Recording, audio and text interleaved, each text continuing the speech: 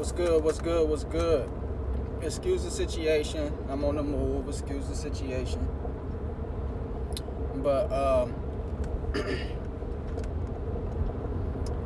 what's good with y'all? How y'all doing? How y'all doing? How y'all doing? If you're new to the channel, hit the subscribe button. You know what I mean? Don't be shy. Hit the subscribe button. You know what I mean? Let's get it going. All right. Listen, y'all. I just got something that crossed my mind, and I just wanted to share it with y'all.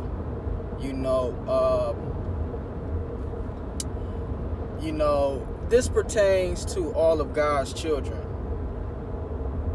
And, what I'm going to do is I'm going to put God's children in my own context of God's children. Because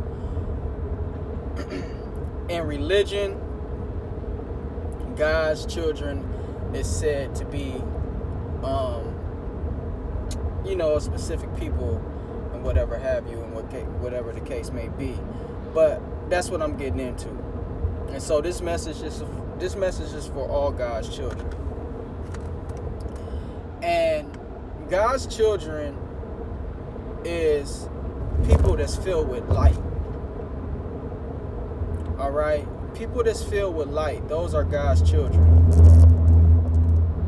All right? They have, in the Gnostic tradition, they speak about a certain seed. And I believe it's the seed of Seth, which is God's children. These are the people that have the capability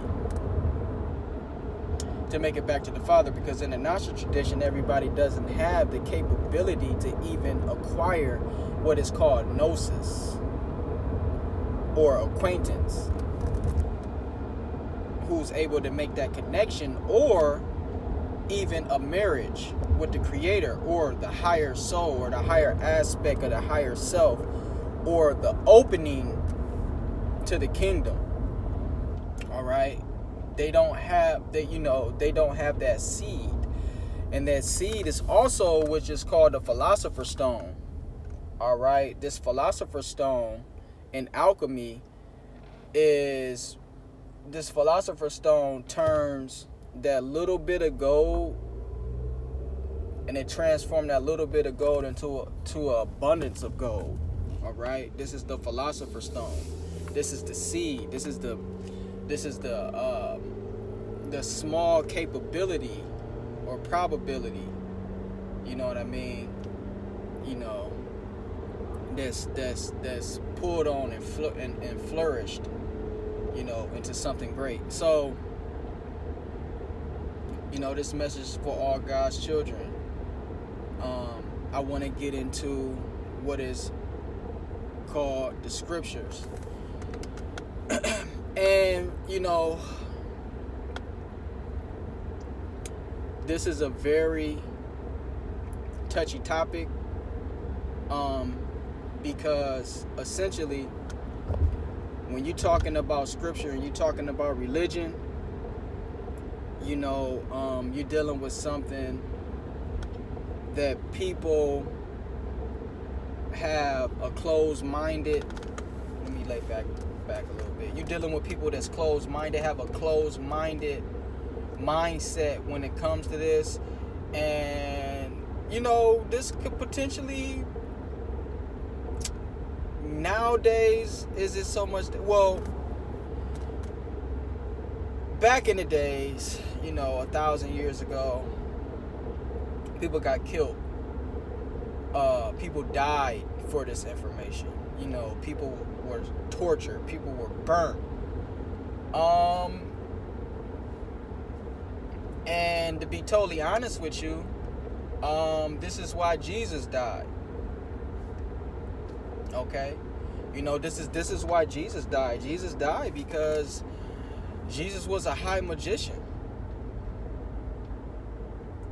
Jesus was a high magician, and when you're dealing with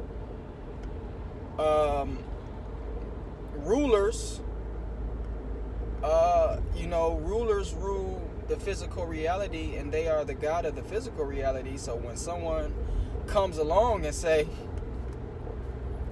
I don't bow down to you. I only bow down to the to the true and most high God of all kingdoms in the earth. This psychopathic king or ruler, he's going to put an end to your physical flesh. People have the power to do that in the physical world. People have, there's crazy people obtain crazy amount of power. So even though I do go in on Bible and on scripture as far as history pertains, and I try to set the record straight on certain things, don't get it misconstrued that I don't know and see a profound teaching taking place. But one thing that I'm honing in on is that, see, a lot of people don't have the correct mindset to even look and see what's really taking place. If people are just looking at this thing as an actual literal text, and the true meaning and the true value of the information that's being displayed is going to get thrown out the window, because you don't have the right mindset and the correct eye, the correct set of eyes to even see this thing for what it really is. And that's what I'm trying to do. I'm trying to help people to get to see this thing for what it truly is, and so they can get the real knowledge and the real information. And so I was thinking about something, when you're dealing with the translation of biblical scripture, right? First of all, let's take a trip down history lane. Not memory lane. Let's take a trip down history lane. First of all, you need to know that ancient Egypt is the cause of all religions. All right? It's the cause of all religions. And there is and I've been saying this for years on this channel, right? And there is a scheme and a plot to take the oldest civilization out of Africa and place it in Mesopotamia. And they want to claim that people from Mesopotamia traveled down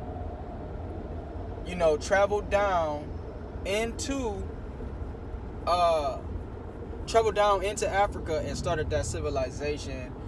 And if you have eyes to see, if you have ears to hear, and you have any type of brain inside of your skull, and you have been studying and you have been doing your due diligence, you would know that that's probably not the case. All right? You would know that that's probably not the case. But I will say that's my own personal belief, and I will say that that is a belief. But honestly, it really doesn't even matter.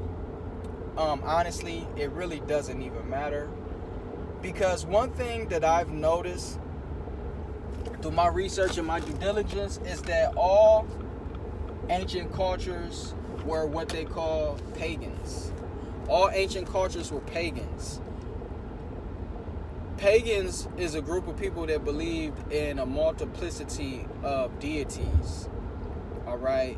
It wasn't just one deity, it was a family of deities. So instead of you saying God, you will look at God as a family. All right? Instead of just one thing, you will look at God as a family. But the most interesting thing about ancient Egypt is that there are many different mythologies and modes of creation. So it wasn't just one thing set into stone. There was different schools of thought in different places in the land.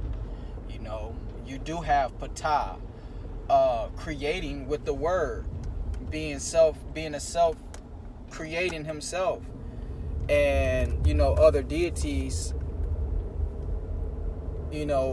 manifesting from him and things of that nature. So, a lot of cosmology that's what it's called. A lot of cosmology ideas that you are used to, isn't really new. All right. But ancient indigenous cultures of the land from a certain period of time, they were all pagans. All right. And they all was in tune with nature and the different personalities of nature. Different personalities of nature. All right. And then somewhere somebody came along, right? And they say that this has to do with Ankh Aten.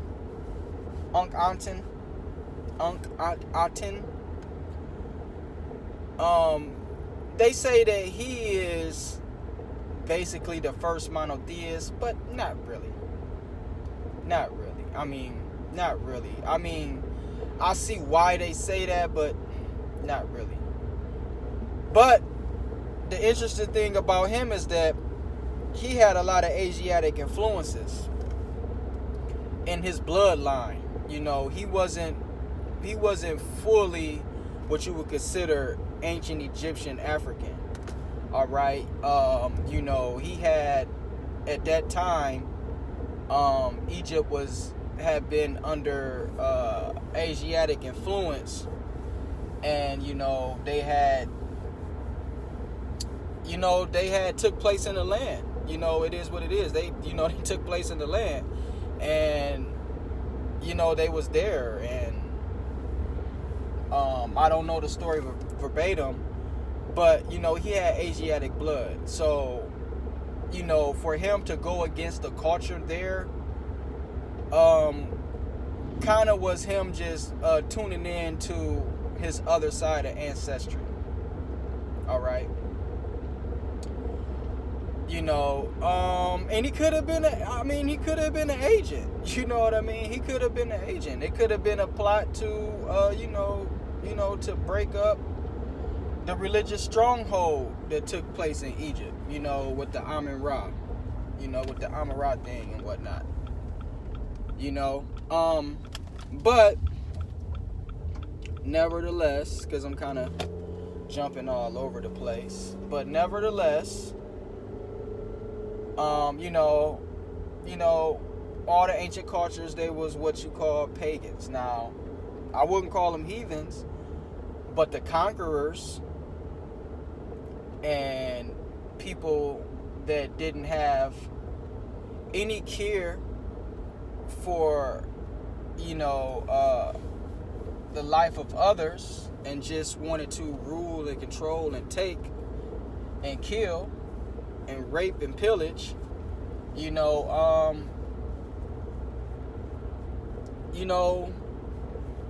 that's when a one God thing started to come in. That's when the theme of one God started to come in. This manifested from a certain group of people, and this certain group of people said it's, our God, we have one God, and our one God is the only true God. You know what I mean? So,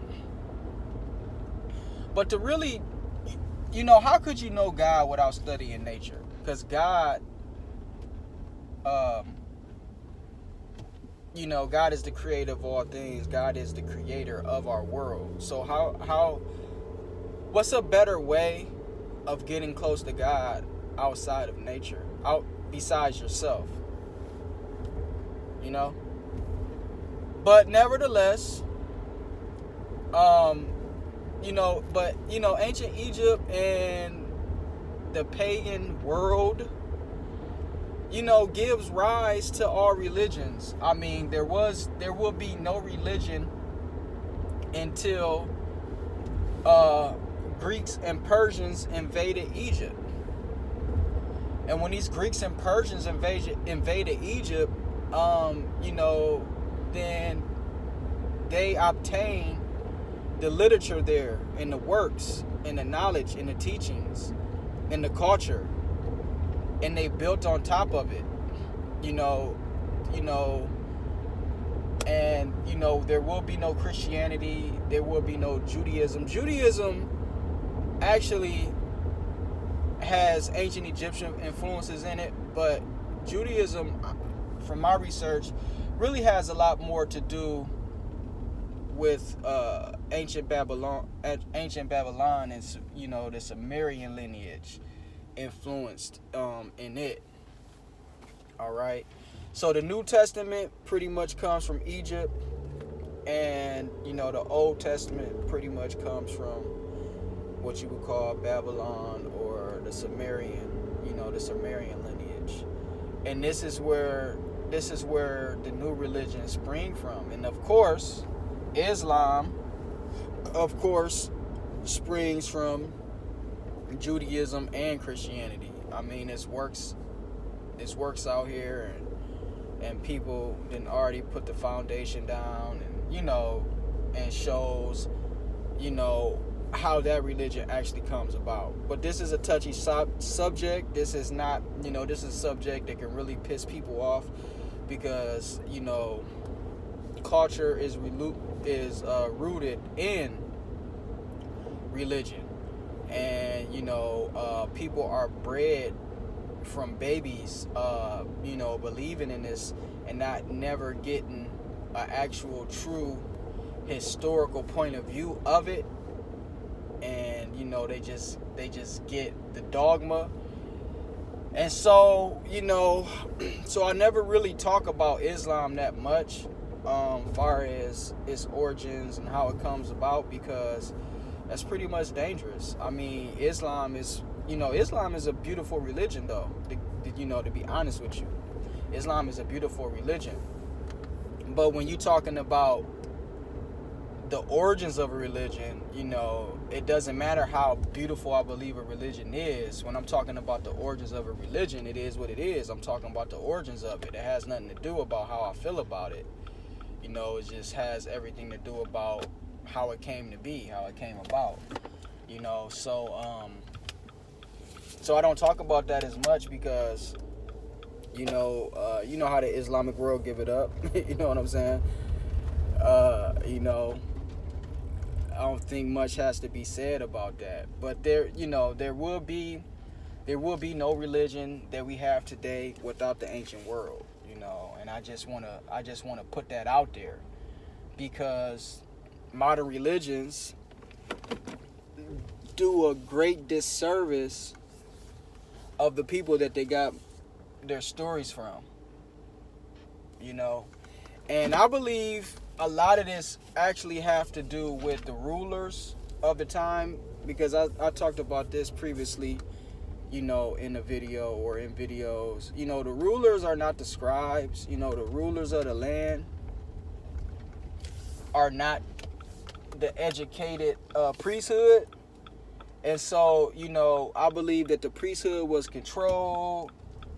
As a lot of priests in Egypt was killed and murdered.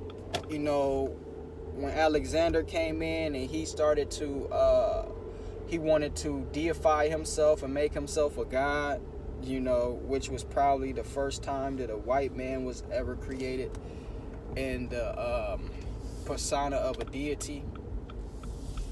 Yeah, priests, a lot of the priests had to be knocked off. And the only ones that remained was those that followed suit, and helped him to achieve, what he set out to achieve, So, and if you don't know, if you look at the image of Jesus and you look at the image of Serapis, then you can see where the image of Jesus came from. All right, you can see that the image of Jesus came from the image of Serapis. And the life of Jesus and the making of Jesus, I mean, that was a development that happened. Because prior to the rise of Islam, Jesus really didn't have a story pertaining to the development of his life. All right, it was just the Christ, the Christos, because it was a title. It was a title. It was something that was supposed to be obtained. It all stems from Gnosis. It all stems from the Gnostic tradition. The beginning of Jesus stems from the Gnostic tradition, but it all changed once the Romans came in and took power over the Greeks. And they changed it, and things became more literal. But you got to understand, it's easy to speak about this and talk about it like it just happened like that, but things happen over amount of years, you know what I mean, and it through stages of development. So so the life of Jesus pretty much became more real when basically word got back of a Muhammad.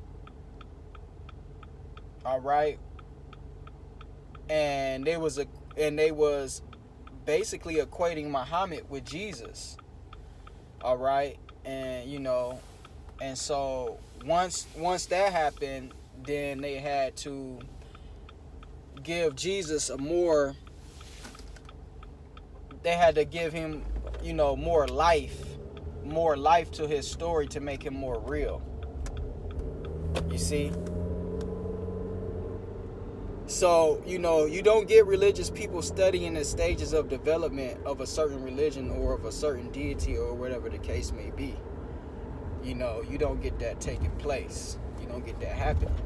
But what I found out in looking at that story, what I found out it is a very good example of the life of a high priest or a high magician or a master, of the occult, or a master of Gnosis, or any other religion, any other learned student in any school of thought. When he attained mastery, it's like an eternal story. You know what I mean? It's like a real story. It's like a real story. You know what I mean? That really happens. Let's put it that way. But what I really wanted to talk about, now I didn't talk for over 20 minutes, but what I really wanted to talk about was when you, how I want to say it, I was just going to come out and say it. Who said Mizraim is Egypt? Because I was just thinking about this, and it just really hit my mind, because, a lot of times we just go off what we're told. But you got to know that the Aramaic language went from not being spoken, I don't know how long exactly, but I want to say probably for 1,000 years. It went without being spoken for 1,000 years. Aramaic was a dead language, and it was revived. So when you have somebody reviving a language, see, what I'm getting at is that I truly believe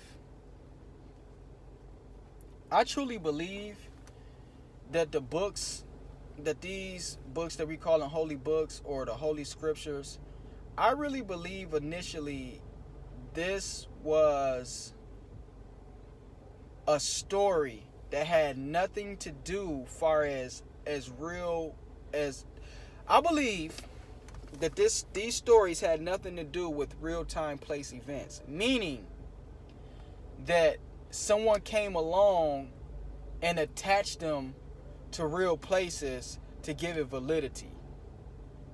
So what I'm saying is, I truly believe that Mizraim never truly alluded to Egypt.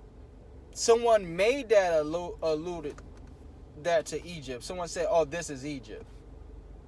You know what I'm saying? Like, I don't think, I think that in its inception, it was a great high mystery story that was created, you know, for the purposes of learning, but and through the purposes of initiation. Like, don't get me wrong, it's not just, I don't believe it's just a story, but I think the way that we see this story was modified later on through people